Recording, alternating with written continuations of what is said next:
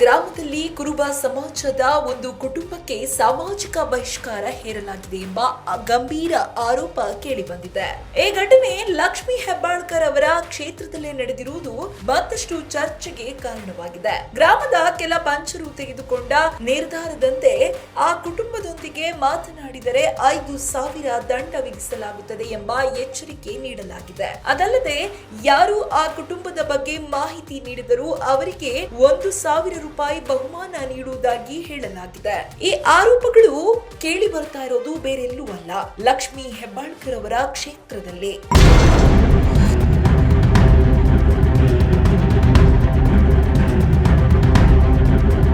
ಈ ರೀತಿಯ ಕ್ರಮಗಳು ಮಾನವೀಯ ಮೌಲ್ಯಗಳಿಗೆ ವಿರುದ್ಧವಾಗಿವೆ ಎಂದು ಸ್ಥಳೀಯರು ಅಭಿಪ್ರಾಯ ವ್ಯಕ್ತಪಡಿಸಿದ್ದಾರೆ. ಇನ್ನು ದೇವಸ್ಥಾನದ ಪೂಜೆ ಹಾಗೂ ವೈಯಕ್ತಿಕ ಪ್ರೀತಿ ವಿಚಾರಕ್ಕೆ ಸಂಬಂಧಿಸಿದ ಅಸಮಾಧಾನದಿಂದಲೇ ಈ ಬಹಿಷ್ಕಾರ ಆರಂಭವಾಗಿದೆ ಎನ್ನಲಾಗುತ್ತಿದೆ. ಪರಿಣಾಮವಾಗಿ ಈ ಕುಟುಂಬ ಸಂಪೂರ್ಣವಾಗಿ ಗ್ರಾಮದಿಂದ ದೂರವಾಗಿದ್ದು ಮದುವೆ ಸೇರಿದಂತೆ ಯಾವುದೇ ಕಾರ್ಯಕ್ರಮಗಳಿಗೆ ಆಹ್ವಾನ ಸಿಗದೆ ಒಂಟಿಯಾಗಿಯೇ ಬದುಕುತ್ತಿದೆ. ಅಷ್ಟೇ ಅಲ್ಲದೆ 5 ವರ್ಷದ ಮಗುವಿನ ಜೊತೆಗೂ ಗ್ರಾಮಸ್ಥರು ಮಾತನಾಡದ ಸ್ಥಿತಿ ನಿರ್ಮಾಣವಾಗಿದೆ. ನಮಗೂ ಬದುಕಲು ಅವಕಾಶ ನೀಡಿ ಎಂದು ಆ ಕುಟುಂಬ ಮನವಿ ಮಾಡುತ್ತಿದೆ. ಆದರೆ ಅವರ ಕೂಗಿಗೆ ಯಾವುದೇ ರೀತಿಯ ಸ್ಪಂದನೆ ಸಿಗದೇ ಇರುವುದೇ ಹೆಚ್ಚು ನೋವುಂಟು ಮಾಡುತ್ತಿದೆ. ಇದರ ಮಧ್ಯೆ ತಡರಾತ್ರಿ ದುಷ್ಕರ್ಮಿಗಳು ಮನೆಯ ಮೇಲೆ ಕಲ್ಲು ತೂರಾಟ ನಡೆಸಿದ್ದಾರೆ ಎಂಬ ಆರೋಪ ಕೇಳಿ ಬಂದಿದೆ. ಮನೆಯೊಳಗೆ ಬೆಡ್ ಮೇಲೆಯೇ ಗಾಜಿನ ಚೂರುಗಳು ಹರಡಿರುವ ದೃಶ್ಯಗಳು ಆತಂಕ ಹುಟ್ಟಿಸುತ್ತಿವೆ. ಈ ಘಟನೆ ಕುಟುಂಬದ ಜೀವ ಭದ್ರತೆ ಬಗ್ಗೆ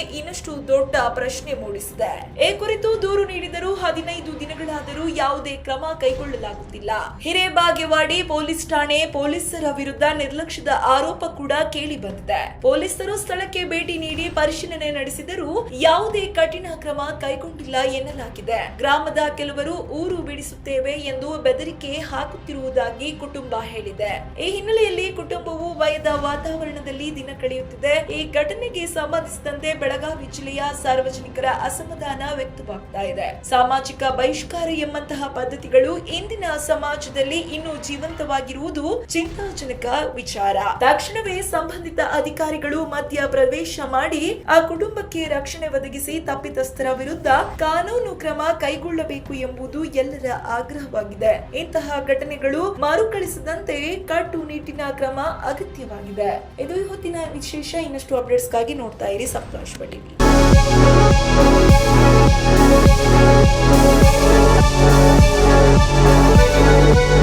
ಇನ್ನಷ್ಟು ಹೆಚ್ಚಿನ ಮಾಹಿತಿಗಾಗಿ Saptashwa TV Kannada YouTube channel ಅನ್ನು ಸಬ್ಸ್ಕ್ರೈಬ್ ಮಾಡಿಕೊಳ್ಳಿ.